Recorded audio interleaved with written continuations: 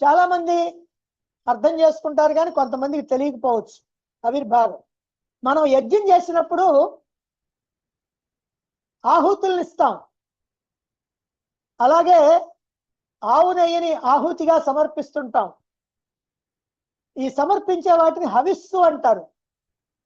ఈ ఆవిర్భాగాలన్నీ ఎవరికి పోతాయి? దేవతలకు పోతాయి. ఇక్కడ మనం మంత్రం చదువుతుంటాం,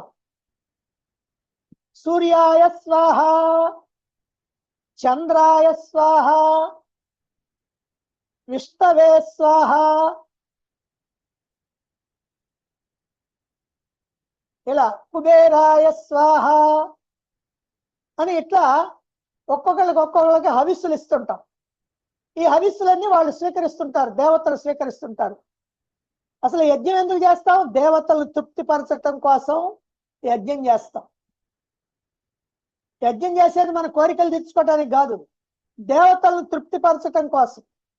దేవతలు తృప్తిపరిస్తే దేవతల్ని వాళ్ళు మనల్ని తృప్తిపరుస్తారు, మనం కోరకుండా.